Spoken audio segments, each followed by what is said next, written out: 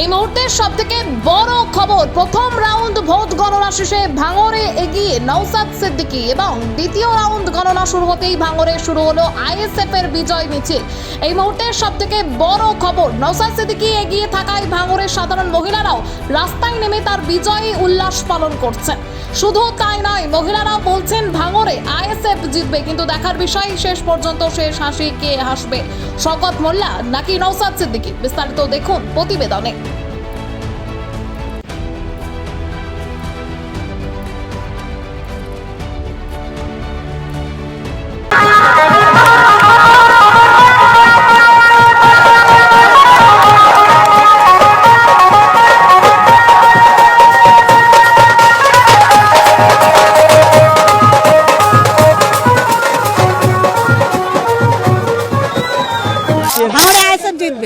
আমরা আইএসএফ চাই, আমরা ভাইজানকে চাই। আমাদের উন্নয়নের দরকার নেই, আমরা ভাইজানকে চাই।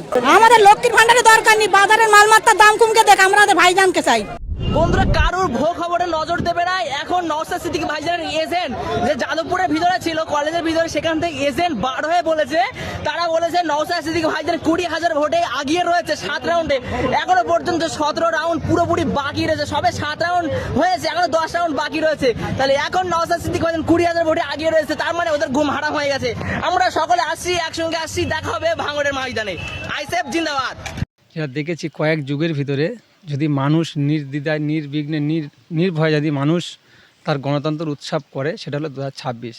এত সুন্দর মানুষ যে নিজের গণতন্ত্র নিজে উৎসব নিজে পালন করেছে এবং নিজের ভোট নিজে দিতে পেরেছে। এর জন্য আমরা সর্বপ্রথম এই আমাদের ভাঙড় বিধানসভা সহ রাজ্যের যে দ্বিতীয় দফার ভোট হয়েছে, দ্বিতীয় দফার ভোটে যারা দায়িত্ব নিয়ে যে ভোট করিয়েছেন, সে যে কেউ ক্যান্ডিডেট হতে পারে বা নির্বাচন কমিশনার হতে পারে, যারা দায়িত্বশীল ব্যক্তিরা আছেন এবং যারা ভাঙড়বাসী সহ যারা দ্বিতীয় দফার ভোটে যারা দায়িত্ব নিয়ে ভোট করিয়েছেন এবং যেসব বিধানসভাতে ভোট হয়েছে, সব বিধানসভার মানুষকে আমরা ভাঙড় বিধানসভার একজন মানুষ হিসেবে তাদেরকে ধন্যবাদ জানাই যে এত সুন্দর একটা ভোট, যে গণতন্ত্র উৎসব আমরা পালন করতে পেরেছি।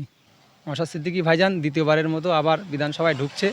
শওকত মোল্লা মহাশয় তিনি ঘরে ঢুকছে, এটা ভাঙড়বাসী এদিকে ফাইনাল, এতে কোনো সন্দেহ নেই।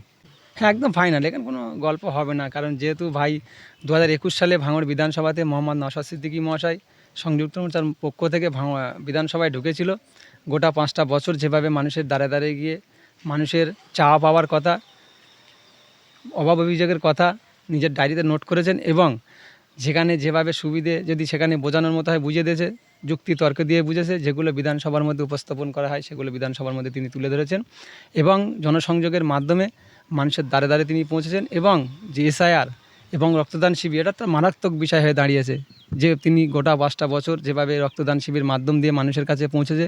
শুধু তাই নয়, যখন এসআইআর হয় আমাদের রাজ্যেই, আমাদের ভাঙড় বিধানসভার বিধায়ক একাধিক বিধানসভায় গোটা পশ্চিমবাংলায় তিনি ঘুরে ঘুরে যতদূর পর্যন্ত যাওয়ার মতো ক্ষমতা ছিল তাঁর, ততদূর পর্যন্ত গিয়ে এসআইআরের যে মানুষ যে আতঙ্কিত, বিভ্রান্ত, চক্রান্ত, যে ভীত সন্ত্রস্ত হয়েছিল, তার জন্য মানুষ যে আশ্বাস ভরসা, যে চুপচাপ মানুষের ঠান্ডা মসে নিশ্চিন্তায় ছিল, তার মূল কারিগর ছিল মোহাম্মদ নওশাদ সিদ্দিকী। এই হিসেবে নওশাদ সিদ্দিকীর মহাশয়ের ভাঙড়ের মানুষ তাকে দুহাত ভরে ভোট দিয়েছে এবং দ্বিতীয়বারের মতো তিনি আবার বিধানসভায় যাচ্ছে।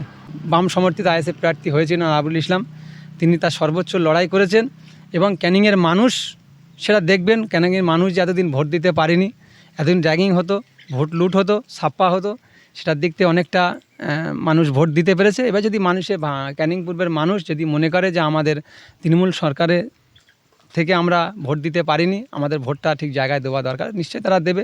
দেখুন, আমরা একটা কথা, নওশাদ সিদ্দিকী ভাইজান তো শুধু ভাঙড় নিয়ে চিন্তাভাবনা নয়, যদি ভাঙড় নিয়ে চিন্তাভাবনা থাকতো যে নিজের আখেরাত গোছানোর জন্য, নিজের সম্পদ বাড়ানোর জন্য তিনি রাজনীতিতে আসতেন, এই ভাঙড় বিধানসভা কোনো রাজ্যের তিনি তৃণমূল কংগ্রেসের পক্ষ থেকে ভাঙড়ের মানুষের ভোট নিয়ে যদি তিনি বেইমানি করতেন, তাহলে কিন্তু রাজ্যের মন্ত্রী অনেকটা মন্ত্রী ডবল মন্ত্রিত্ব পেত, জেড ক্যাটাগরি তিনি গার্ড পেতেন এবং কোটি কোটি টাকা তিনি পেতেন। কিন্তু ভাঙড়ের মানুষের ভোট নিয়ে তিনি বেইমানি করেনি এবং তিনি রাজ্যবাসী, জাতি, ধর্ম, বর্ণ নির্বিশেষে পিছিয়ে পড়া মানুষ যখন চাকরি চুরি আছে, তখন মোহাম্মদ নওশাদ সিদ্দিকী তাদের সঙ্গে কথা বলছে।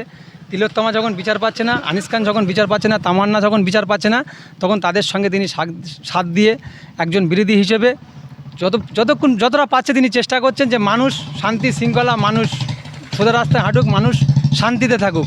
অতএব এখানে যে আমাদের আপনি বলছেন সেলিব্রিটিরা যে কাম ব্যাক করা মানে পুনরায় ভাঙড় বিধানসভা তৃণমূল কংগ্রেসের হাতে আনার একটা জিনিস এখানে মাথায় রাখতে হবে যে নওশাদ সিদ্দিকীকে হারানোর জন্য রাজ্যের মুখ্যমন্ত্রী তিনি আসছেন, অভিষেক বন্দ্যোপাধ্যায় তিনি আসছেন এবং ইউসুফ পাঠান যারা আমাদের ভারতীয় দলের আন্তর্জাতিক প্লেয়ার ইউসুফ পাঠান তিনি এসেছেন। যে মানুষটার দেখার জন্য স্টেডিয়ামে গিয়ে হাজার হাজার টাকার টিকিট কেটে দেখতে হয়, সেই মানুষটা ভাঙড়ের মানুষ তাকে বিনা পয়সায় দেখতে পাচ্ছে। এর মূল কারিগর হলো নওশাদ সিদ্দিকী এবং নওশাদ সিদ্দিকী ভাঙড়ের মানুষ যেভাবে ভাঙড়ের মানুষের নওশাদ সিদ্দিকী মহাশয় যেভাবে চাদর দিয়ে ঢেকে রেখেছে, ভাঙড়ের মানুষ ওরকম বুকে আগলে রেখেছে, শেষ নিঃশ্বাস পর্যন্ত নওশাদ সিদ্দিকী মহাশয় সঙ্গে ভাঙড়ের মানুষ থাকবে।